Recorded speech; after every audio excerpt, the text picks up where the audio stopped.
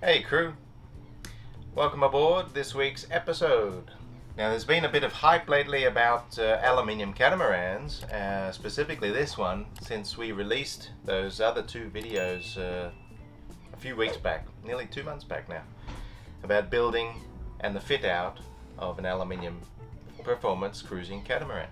The first one we focused on the build of the structure. The second one was the fit out, which they, all this is done in the Philippines. Fantastic design. And that's the thing, we never really touched on some of the design features. So that's what we're going to do today.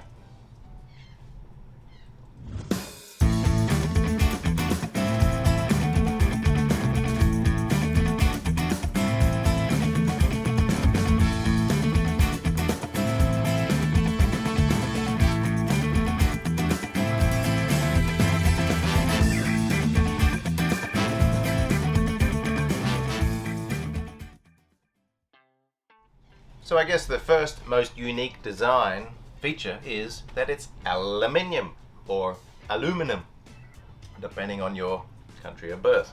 What's the advantages in aluminium? The biggest is that it's lightweight and strong. So is carbon fiber, for example. But aluminium is really cheap compared to GRP, even compared to normal glass. Aluminium is a cheap material to buy.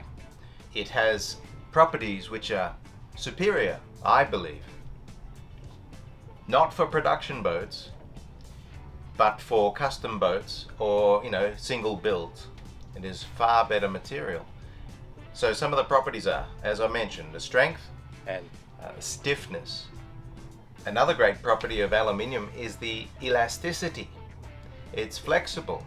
So if you were to impact something, force is absorbed by the elasticity in the material. If it was steel, there's a good chance it'll tear open. I think the values are about 35% more elastic than steel for aluminium. Also means if you get a dent or you hit a rock or sit on a rock, you can just push it back out. No need to paint aluminium. Marine grade aluminium forms its own oxide layer which protects it from corrosion. However, there are some drawbacks too. I'm going to make a video on the pros and cons of an aluminium cruising catamaran. So stay tuned for that one. The second biggest feature of the boat, and really that is the reason for all the features that are on this boat, and that is the performance of this boat compared to other similar sized cats. Other features that I'm going to discuss are all contribute to the excellent performance of this cat. Let's start with the first one. Weight. This is a 48-foot cruising catamaran, and it is a design weight of 6.5 tons, empty. For cruising mode, where you're going to fill it with water, fuel, supplies, let's call it 8.5 tons.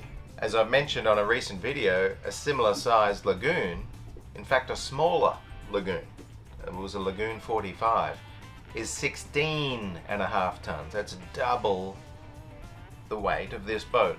That's one of the biggest reasons that the performance is far superior. Now, there's nothing wrong with a cruising catamaran like a Lagoon or the Leopard or the Fontaine Pajots. They're all great, but there's horses for courses. They're great for coastal cruising and luxuriating somewhere close to a lovely palm fringed beach. That's what they're great for. This boat is for blue water passages. This is for any weather that Mother Nature may throw at you. So, how does this boat remain so light for its size? Well, let me show you. So one of the ways that this design stays light is by having lightweight furniture. Check out these cupboard doors here. So it's very light timber and bamboo for most of the cupboard door. This furniture and the whole boat is lined with this very light lining, fiberglass lining. Now when I first saw this I went, oh, that's gonna break. But 6 years in, we've never broken anything. So, I don't think that's an issue.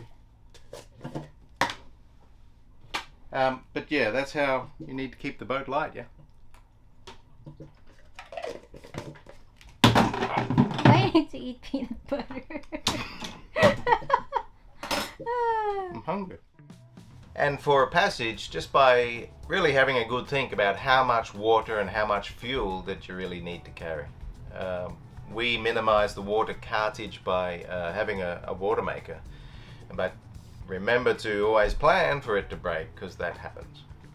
Don't need to carry a lot of fuel because we're a performance cat. We keep sailing, and it's very rare that we would motor to get anywhere, especially on passage. You just wait for the wind. Okay, other features that enhance the performance of this boat is the hull beam width. It's very narrow, yet perfectly acceptable to walk around in. And why is that? Because there's minimal furniture. There's no cupboards up the walls or either side, so it's plenty of room in the hulls. Here's a couple of examples of charter catamaran hulls. As you can see, they are so much more voluminous, so much fatter, to support the weight of the much heavier vessel. And this is the difference between a performance catamaran and a charter catamaran. Another aspect that enhances performance is the streamlined cabin. Now this is most important for upwind sailing, where every little bit of drag will deteriorate your performance. Let's say the boat is 30 or 40 degrees to the wind. The wind's coming straight from you. This profile must be laminar. It must be smooth like an aeroplane's wing. Whereas modern charter catamarans, that's not a consideration at all. It's much more important for them to have huge volume and luxury. So again, horses for courses. Important for ocean passages is a high bridge deck clearance, and that's the distance from the water to the underwing of the bridge deck. On this boat it's quite high. It's not exceedingly high, I've seen higher, but it's a moderately high bridge deck clearance. And all that does is reduce drag by when a wave does slap underneath the bridge deck, and they do, you cannot avoid it.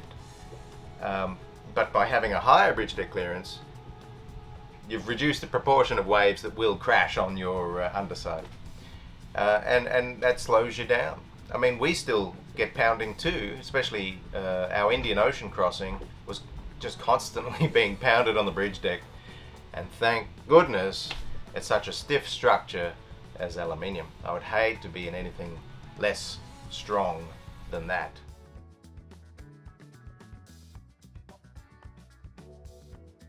Another important feature for performance is dagger boards for all points of sail. What? Why would all points of sail need dagger boards, you say? They don't. And that's the point. You can pull them up. They're out of the water. Whereas mini keels are always in the water, causing drag. So the beauty of dagger boards is you need them, put them down, put one down on the wind.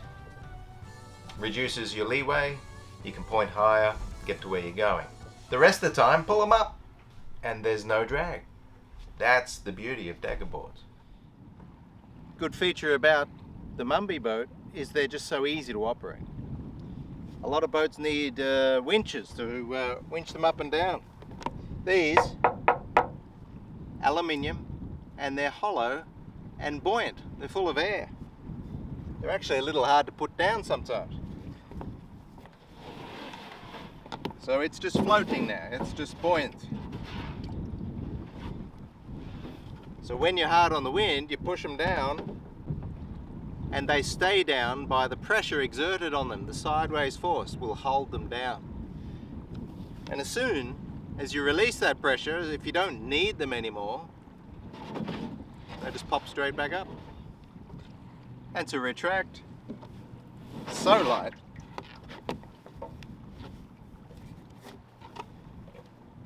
You don't need winches for dagger boards like this. The other huge advantage is the lack of windage. You're hard on the wind, any dagger board above the deck is just drag. With this design, minimal drag. I mean, I've seen gunboats, big curved dagger boards, they're halfway up the mast. Anyway, great design. Of course, a versatile cruising boat that's meant for all weathers needs a good range of sails. This rig here is, you know, of moderate to is of moderate height. It's not too tall, to keep the righting moment by the beam width adequate. You don't want a tall rig on a catamaran. In fact, that's why we have shorter rigs and more roachier mains. That's how we increase our sail area, by keeping the sail lower down. So we have a fully battened mainsail, which just keeps a superb shape.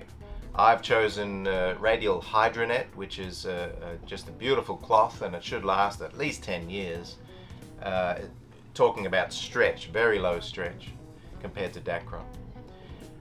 The Genoa is the same cloth, and then we have the staysail for storm conditions, or it's a storm jib, and then we have on the Prodder we have spinnaker or screecher. So a wide range of sails for a wide range of conditions. That's what you need for a cruising boat. So on a performance sailing boat, you need to be able to have good light air performance as well. And how do we sail in light air? With bigger sails. And that's the purpose of the Prodder. This thing is about 5.5 or 6 foot long, and it just increases the measurement from the mast to the tack of the sail, the J measurement. So we run our screecher off the Prodder and also our spinnaker off the Prodder. Now this thing could get in the way if you're going into a marina. So this one I've configured it so that it can be folded up when we're not using it. But when you're running around with huge sails like this, short-handed, sometimes you can get caught out.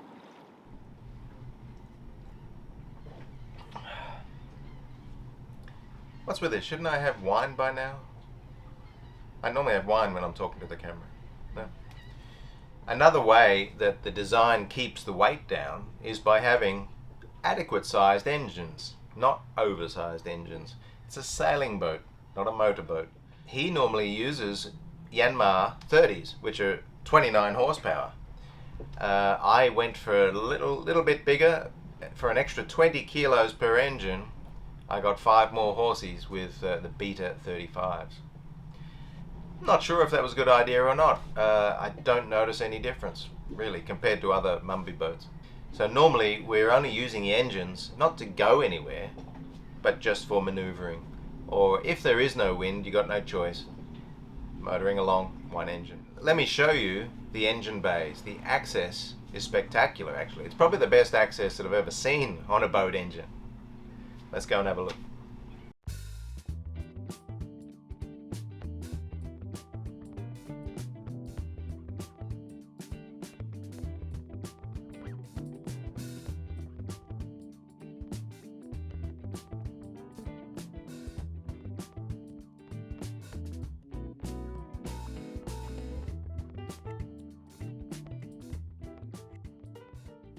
Also important is straight shafts, straight propeller shafts, no sail drives. Sail drives tend to be a lot of maintenance. They're always breaking seals, getting some fishing line caught around them, and the seal gets broken. The beauty of the straight shaft is that we can beach this boat on a nice smooth bit of sand. The shafts clear the sand nicely, but if we'd had sail drives, would not be able to beach this boat.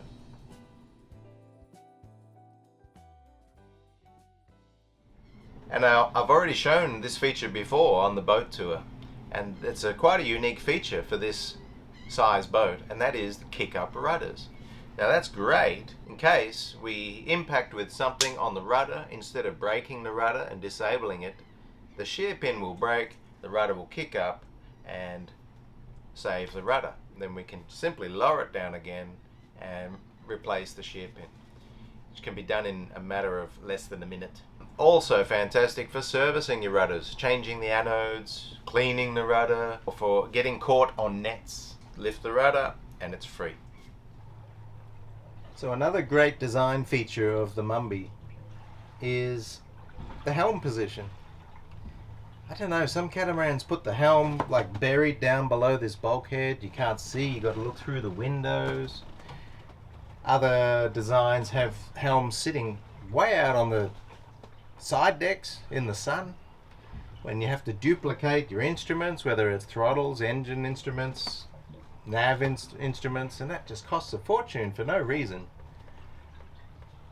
Helm in one position. It has 4 points of view. I can see both bows and both transoms just by turning my head. All instruments in one place. I check the sails like this. If it's too sunny, we've got awnings which roll out, no problem. I can still go here to check the sails. I can talk to my lovely lady in the galley down there, if she's cooking. And also talk to the saloon. And in fact, underway, when we're, on a passage, this is where we sleep, on the saloon table there. So, perfect helm station. And pretty comfy.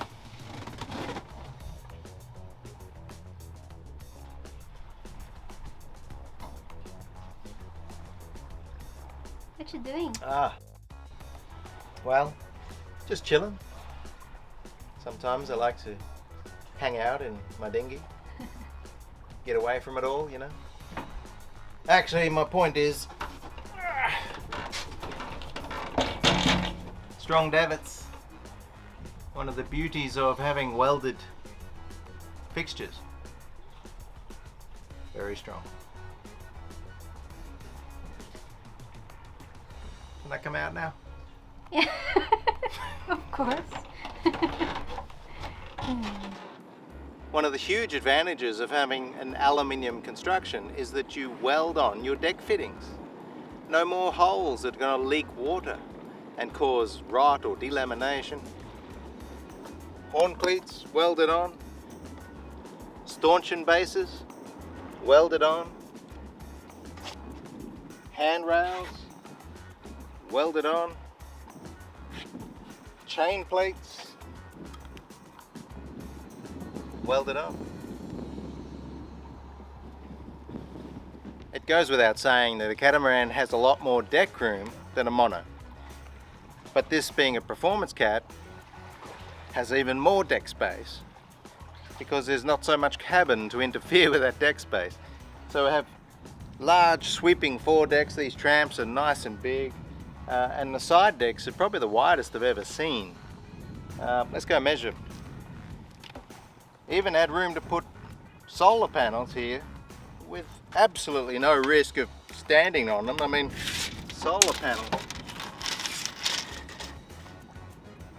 It's 4.5 feet there, or 130 centimeters to avoid the solar panel. I remember when I was putting these on, people were saying, "You're crazy, you're going to stand on them."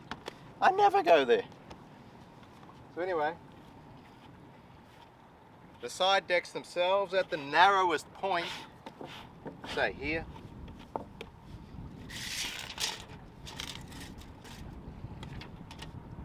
one meter, which is 3.5 feet. I mean, at sea, they're too wide. At sea, you're crouching down, hanging on here, and you're walking like this. And, you know, there's so much room.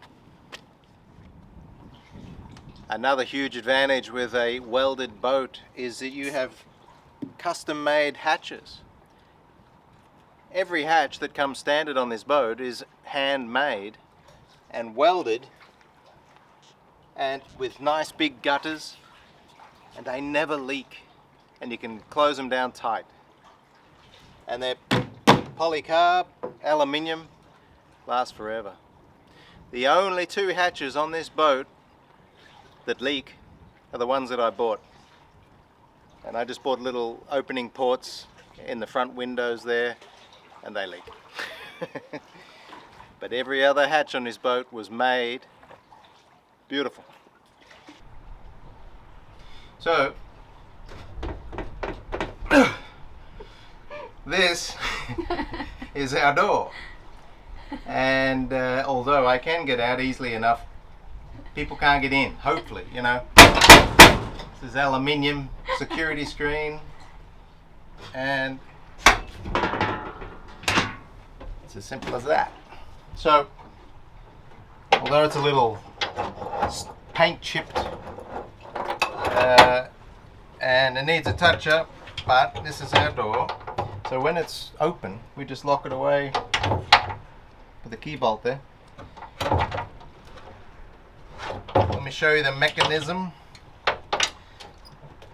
So before, this top third of the door is held in place by the bottom.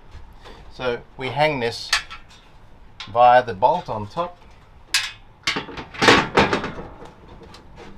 and it's this shelf here that keeps this one in place.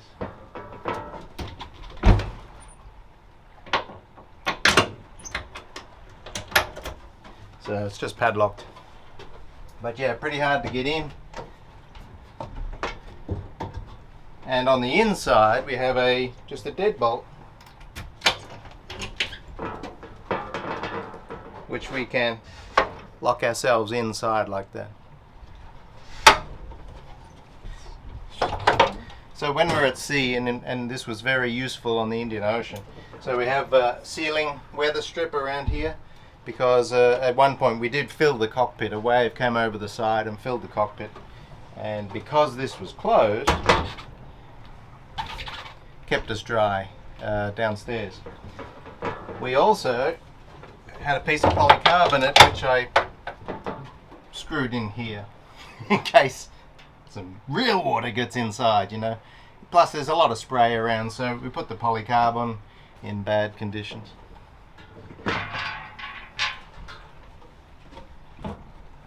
Hello.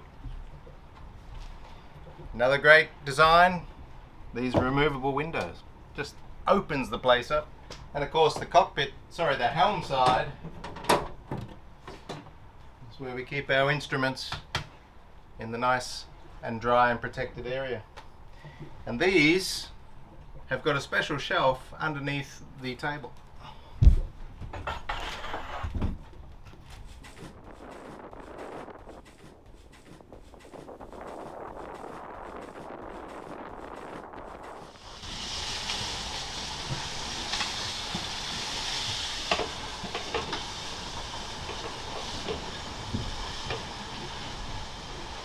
So the galley down on the Mumby design is fantastic.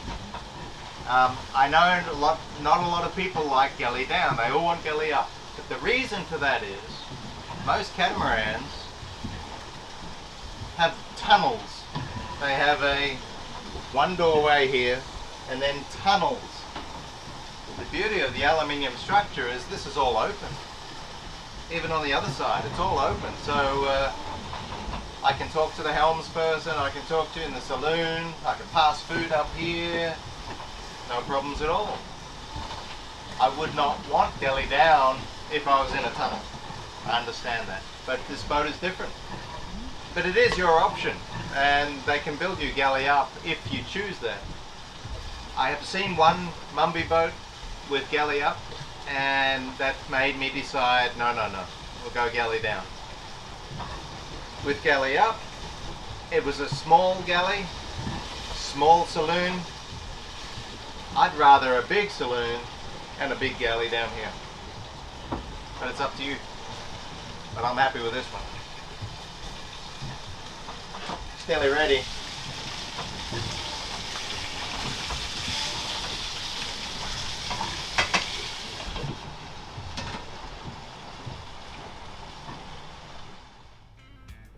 So I think I've covered most of the relevant features of this design. I'm sure there's some that I've missed, but that's a good overview. And speaking of overview, the final thing I want to mention is more of a mindset when this boat was designed, and that is the KISS principle, the keep it simple, stupid principle. And he's applied that to the overall design. It is a simple boat. The more simple it is, the easier it is to fix. When you're out in the wild blue yonder, you got nobody to call, so you need to know how to fix it yourself. Everything from the steering. The steering is just push cables or pull cables and connected to an external tiller bar. Now, as a backup steering, if your cable breaks, you could just go hang onto the tiller bar, and you can even tie on a couple of ropes and use pull ropes for steering by standing in the cockpit. So that's your backup steering. Water and fuel quantity measuring is by sight or by stick. Very simple. And these things like fuel senders and water senders are notorious for breaking down, and you can't read your gauges anyway, so why bother in the first place? Just keep it simple. The simplicity of this boat, and that's important when you're out at sea and there's no one to call to come and fix. It's up to you. Easy to learn this boat and easy to maintain.